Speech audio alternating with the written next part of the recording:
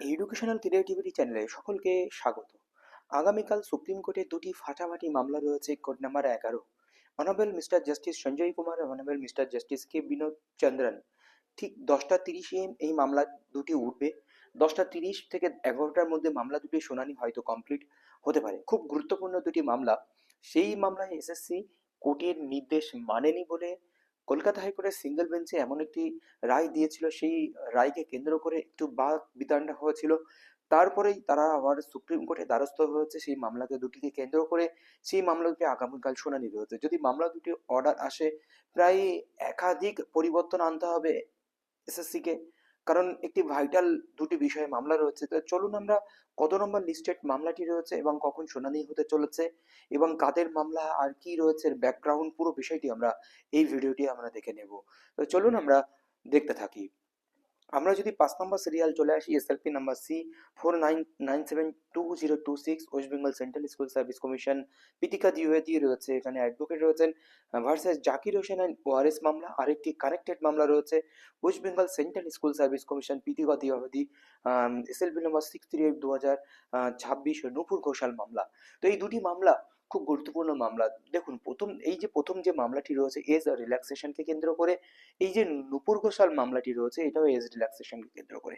কিন্তু এই দুটি মামলার ক্ষেত্রে একটি বিষয় চলে আসে, বিশেষ করে 5.1 নূপুর ঘোষাল মামলায় ভিডিওগ্রাফিকে কেন্দ্র করে মামলা চলে আসে। তো এখানে ভিডিওগ্রাফি করতে বলার জন্য নির্দেশ দিয়েছিল সুপ্রিম কোর্ট কোনো একটি অর্ডারে হয়তো। তো সেখানে যে আপনারা দেখেছিলেন যে ফিরদৌস শামীম এই মামলা লড়তে গিয়ে তিনি বলেছিলেন ভিডিওগ্রাফি করার কথা নিয়ে। তখন সিনিয়র অ্যাডভোকেট কমিশনার তিনি রাজি হলে তারপরে জাস্টিস অমৃতা সিনহা বলেন যে অর্ডার কপিতে তো লিখিত রয়েছে সুপ্রিম কোর্টে, তাহলে আপনারা কেন মানবেন না? এরকম একটি বিষয় ভিডিওগ্রাফি করার জন্য অর্ডার দিয়েছিলেন, সেই অর্ডার তারা মানতে চাইছেন না কমিশন, তার জন্য তারা সুপ্রিম কোর্টে দ্বারস্থ হয়েছে। আরো এই শুধু ভিডিওগ্রাফির পাশাপাশি আরো কিছু গুরুত্বপূর্ণ বিষয় কিন্তু এখানে পরিলক্ষিত হয়েছে সেই অর্ডার কপিতে। তো আমরা পুরো অর্ডার কপি যদি অল্প করে টাচ করে যাই, তাহলে আপনারা বিষয়টি আরো ক্লিয়ার হবেন। তো কালকে অবশ্যই কিন্তু আমার এই চ্যানেল থেকে আপনারা লাইভ দেখতে পাবেন এবং মামলার শেষে যে মামলায় কি হলো, কি রেজাল্ট বা আউটকাম আসলো, সেটাও আপনারা জানতে পারবেন। তো চলুন আমরা পুরো বিষয়টি এই ভিডিওতে। জাকির হোসেন মামলা আপনারা দেখতে পাচ্ছেন, অ্যাডভোকেটের নামও আপনারা দেখতে পাচ্ছেন। The petitioner participated in the recruitment process conducted by West Bengal Central School Service Commission 2025 for class 9, 11, 12. He has been found to disqualify for interview and lecture demonstration as he is overaged and his name has been incorporated in the list published by the Commission 2020 November 2025. According to the petitioner, as he is an untainted, unappointed candidate of 2016 recruitment process, he ought to be given the benefit of age relaxation. তাকে age relaxation দিতে হবে। এমনকি 22শে November 2025 যে rejected list বেরিয়েছিল, সেই rejected লিস্টে তার নাম ছিল। ইন দ্য মিন টাইম সে কোর্টে দ্বারস্থ হয়। The aforesaid submission of the petitioner is opposed by the respondent commission. Submission is that the petitioner approach the court at a very delight point of time. সে দেরি করে কোর্টে দ্বারস্থ হয়েছে। There is no declaration of the status of the petitioner whether he is untainted or not. সে untainted কিনা বা untainted নয় সেটি কোনো ডিক্লারেশন তার এখানে প্রমাণ নেই। It has been further submitted that if the petitioner is permitted to take the interview, then the entire selection process may be jeopardized. পুরো সিলেকশন প্রসেস জিওপার্টিস বা বিপদে পড়তে পারে এই পিটিশনারকে সুযোগ দেওয়া হয়, কারণ এখানে একাধিক ক্যান্ডিডেট আরো আসতে পারে, আরো জটিলতা বাড়তে পারে, এরকম একটি বিষয়। তো পিটিশনার হ্যাজ প্লেসড রিলায়েন্স আপন, যে অর্ডারটি সুবির সরকারের যে অর্ডার রিলাই আপন করেছে, permitted until they unable to take to the supreme court process participate in the present recruitment process age relaxation নিয়ে সুবির সরকারের যে মামলায় তাদেরকে নন টিচিং স্টাফ সুযোগ দেওয়া হতো সেই কথাটি তুলে ধরেন। It is noted that if the writ petition is allowed, then the petitioner would be entitled to the benefit of the age relaxation after the selection process. এই আপনারা বিষয়টি পুরোটাই বুঝতে পারলেন।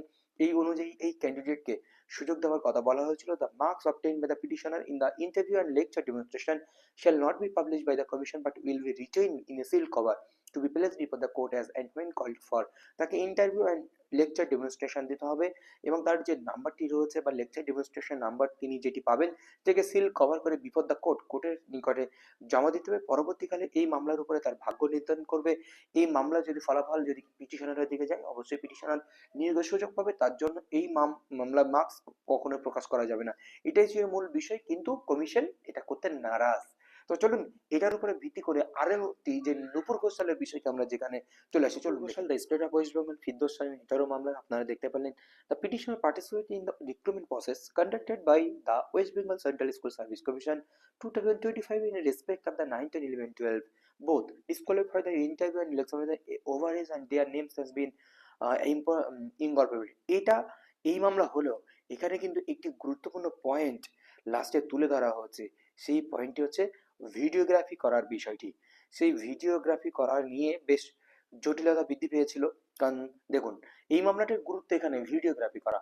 The Supreme Court in aforesaid matter observed that it is a desirable that the state selection boards and bodies conducting the public selection process conduct the interview under the CCTV camera so that the footage thereof may be seen by an independent committee and the report of such committee may be placed on the website concerned।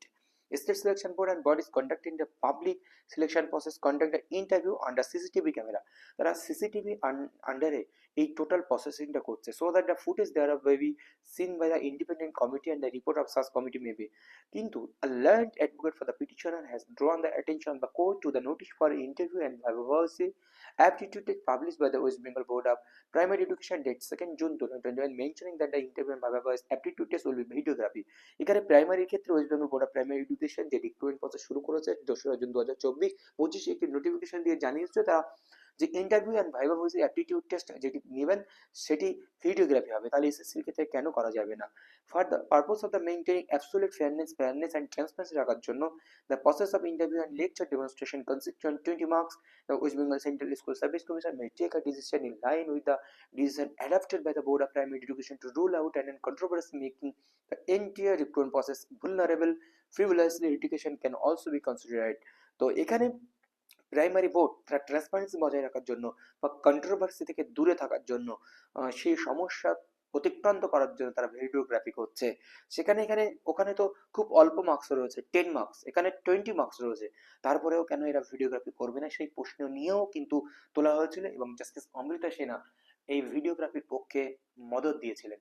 সেই জন্য এই মামলাটি age relaxation plus videography নিয়ে আগামীকাল mega শুনানি কলকাতা হাইকোর্টে court number 11 যে sorry supreme কোর্টে কোর্ট নাম্বার 11 জাস্টিস সঞ্জয় কুমারের বেঞ্চে আইটেম নাম্বার 5 এবং কানেক্টেড ম্যাটার 5.1 দেখা হবে। কি হবে আমরা জানাবো এবং লাইভ ভিডিও আপনাদের সঙ্গে শেয়ার করবো। ধন্যবাদ।